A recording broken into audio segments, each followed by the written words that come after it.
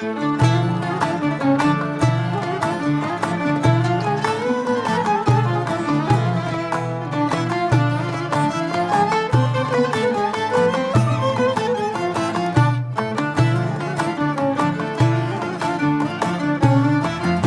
φωτιές. Ετοιμάστε σούβλες. Μαζέψτε την παρέα σας.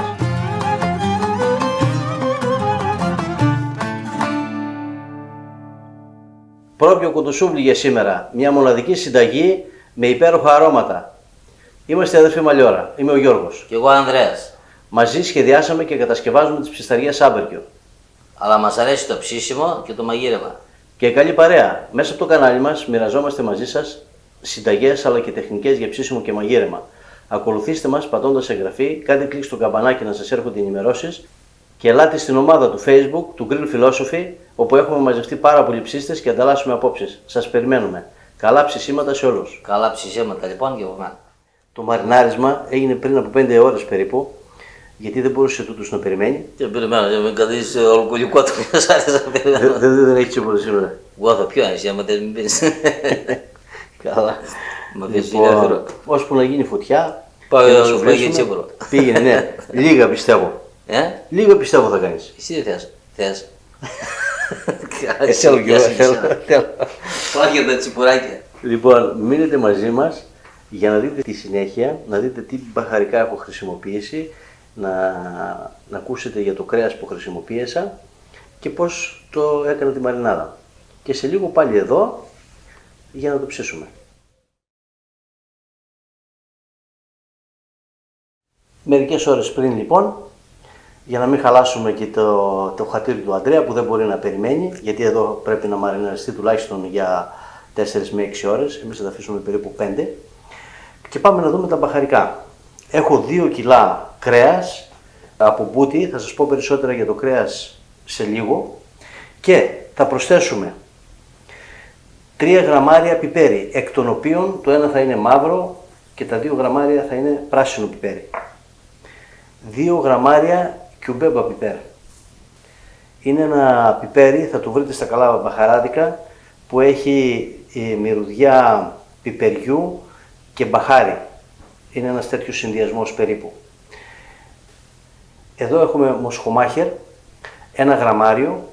Το μοσχομάχερ είναι το κέλυφος που περιβάλλει το μοσχοκάριδο.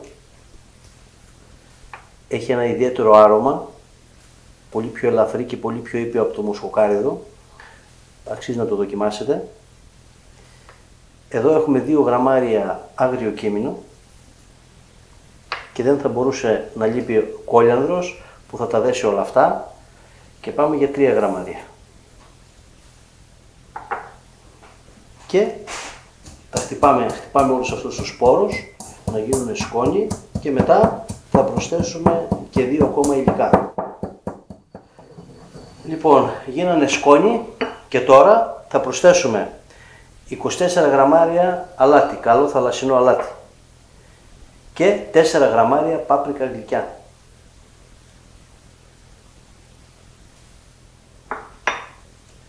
Και ολοκληρώσαμε με τα μπαχαρικά μας. Θα χτυπήσουμε λίγο να θρηματιστεί και το αλάτι γιατί είναι χοντρό.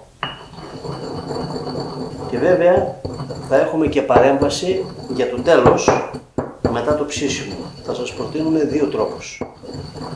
Μείνετε μαζί μας για να δείτε τη συνέχεια του μαριναρίσματος, γιατί έχουμε και άλλα να προσθέσουμε. Έτοιμα τα μπαχαρικά μας. Λοιπόν, θα τα φέρω κοντά, αλλά πριν τα προσθέσω μέσα στο κρέας για να το μαρινάρω, θα σας πω 2 λόγια για το κρέας. Είναι μπούτι από εκλεκτό πρόβατο, δεν είναι μεγάλο το πρόβατο, είναι έως 2 ετών. Είναι συστεμένο 15 ημέρες στο ψυγείο του φίλου μου του Τσιλογιάννη, του Παναγιώτη, από τη Λαμία, που κάνει βιολογική εκτροφή πρόβατο. Γι' αυτό και το βλέπετε είναι πάρα πολύ κόκκινο. Είναι ό,τι καλύτερο έχω φάει. Είναι φίλος μου ο Παναγιώτης, από παλιά. Το έκοψα σε κομμάτια, αφού πρώτα έβγαλα όλο το λίπος, το οποίο λίπος και αυτό το έκοψα σε μικρά κομμάτια, για να μπορέσει μετά να σουβλιστεί και να μπει ενδιάμεσα στο κρέας. Αυτό είναι σημαντικό, έτσι έχουμε μόνο ψαχνό. Το λίπος βοηθάει στο ψήσιμο, μπορούμε μετά να το αφαιρέσουμε για να μην το φάμε και πιστεύω έτσι ότι δίνουμε το καλύτερο αποτέλεσμα.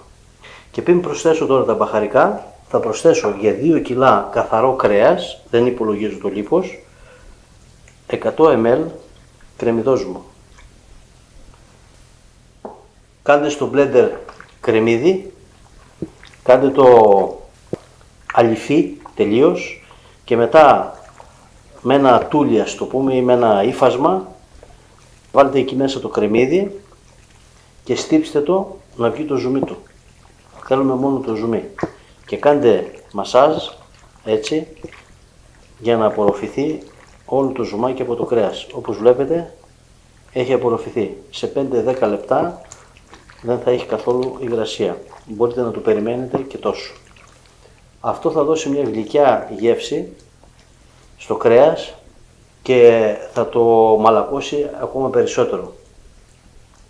Τώρα θα προσθέσουμε τα μπαχαρικά με το αλάτι.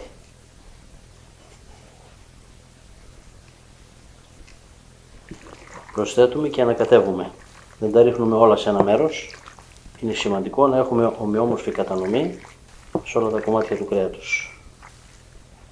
Απλή και αρίκευση, προσεγμένα τα μπαχαρικά και ως προς τη σύνθεση αλλά κυρίως ως προς την ποσότητα και την αναλογία μεταξύ τους. Είναι πάρα πολύ σημαντικό για να έχουμε ισορροπημένη γεύση και να μην σκεπάσουμε αυτό το υπέροχο κρέας. Στόχος μας είναι να το αναδείξουμε.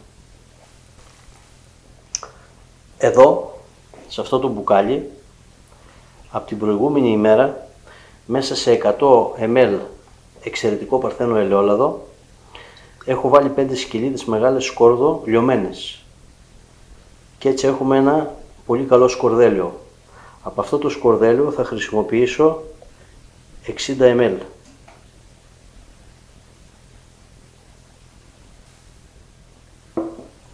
Προσθέτουμε και ανακατεύουμε.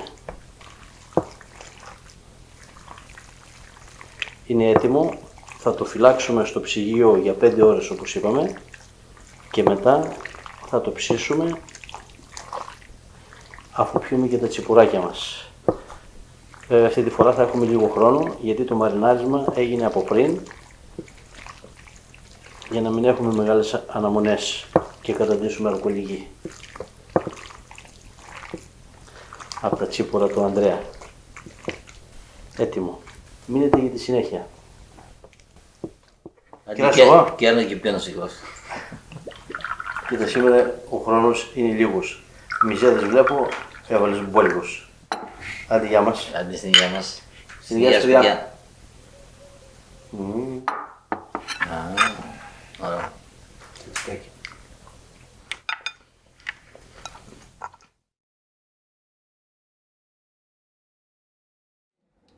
Τα κάρβουνα άναψαν με προσανάματα που βάλαμε στην κορυφή. Εύκολα, γρήγορα και χωρίς καπνό. Όπως είπαμε, θα σουβλήσουμε ένα κομμάτι κρέατος, ένα κομμάτι λίπος. Και ξεκινάμε πάντα από το λίπος. Να το έχει για μαξιλάρι. Ο μικρός μαγκάριψε. Έχει άλλη δουλειά αυτός. Λοιπόν, είναι πάρα πολύ τρυφερό, το καταλαβαίνω από το σούβλισμα. Λοιπόν, ξανά κομματάκι λίπος.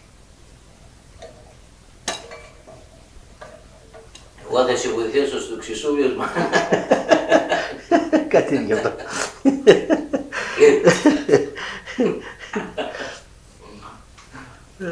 Τι έχουμε πάει. Λοιπόν, πολύ ζεστή μέρα σήμερα. Επιτέλους δηλαδή. Και τελειώνουμε με κομμάτι από λίπος. Η βάση για να σουβλίζουμε το κοντοσούβλι μας βοηθάει πάντα. Λοιπόν, το φτιάχνουμε καλό και το βλέπετε εδώ. Αυτό. Κατά τον ίδιο τρόπο τα σουβλίζουμε όλα. Αλλά και το ψήσιμο αρχίζει.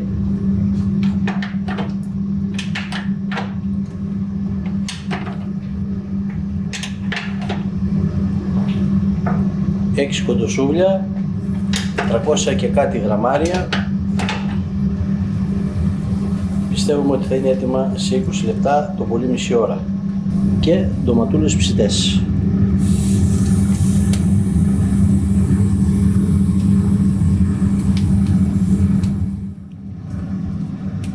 Σήμερα δεν έχουμε το πέδημα που είχαμε με τα μπιφτέκια να τα γυρίζουμε, τα σουτζούκια, άνετα. Μόνο 2 πιπεριές για γύρισμα στη σχάρα. Θα μπορούσαμε και αυτές να τις βάλουμε στη λάμα.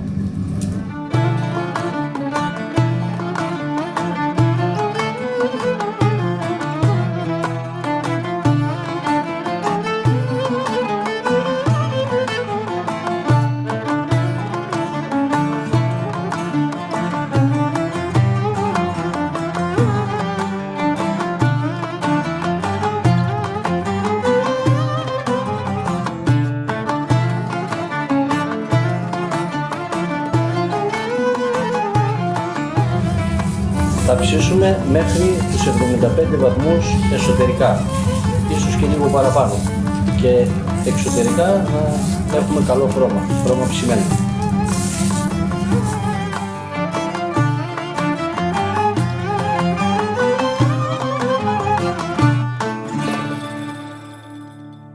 Είμαστε σχεδόν έτοιμοι, 20 λεπτά μας πήρε, έχουν πάρει ωραίο χρώμα.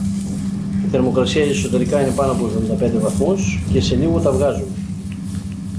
Τώρα θα σε αποζημιώσω για το προηγούμενο βίντεο. Του Χριστούς. Στο Χριστούσα, ναι. Λοιπόν, κοίτα να δεις τι θα κάνω. Θα βάλουμε λίγο τζατζικάκι. Εδώ. Ό,τι και να κάνεις και το γρήγορα όμως. Παίζω τα χέρια μου. Λιβακώθηκαμε σήμερα πολύ ζεστικά. Λοιπόν, ποιο να βάλουμε, θα βάλουμε αυτό. Εδώ πέρα.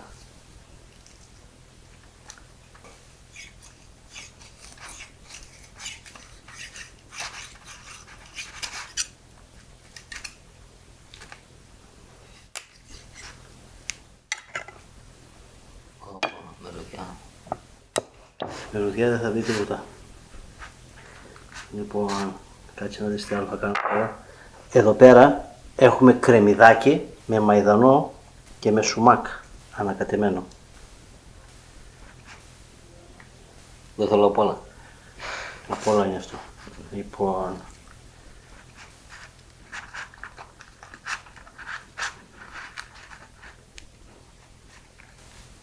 ορίστε.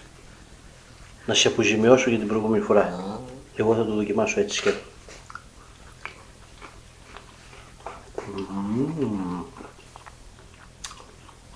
Εξαιρετικό άρωμα. Όπα.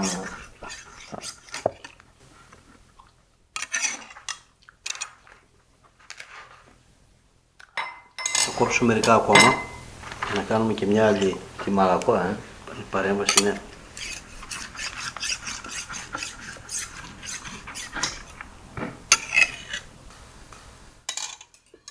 Λοιπόν, εδώ πέρα τώρα θα ρίξουμε αλατορίγανη. Πιο μεσογειακή γεύση. Μια μικρή παρέμβαση εδώ. Και μια μικρή παρέμβαση εκεί. Πάρε και από αυτό.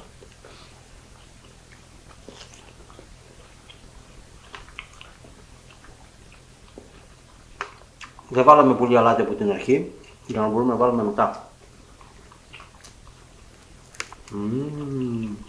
Να κάνω και εγώ μια τέτοια.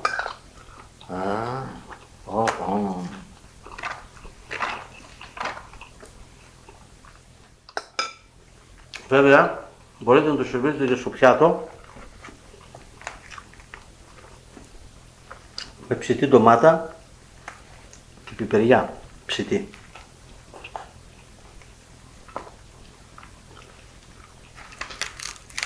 Να φτιάξω και μία να βάλω και από αυτά μας. Φάει και πρώτα. Αυτή τη στιγμή θα είναι έτοιμη. Πάμε από ξεροψημένη ήταν αυτή η πίτα.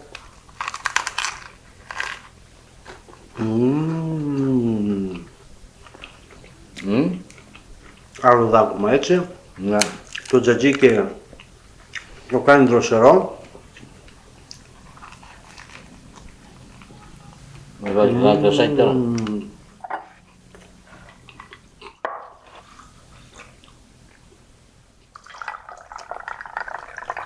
Σκουπαγάκια. Α,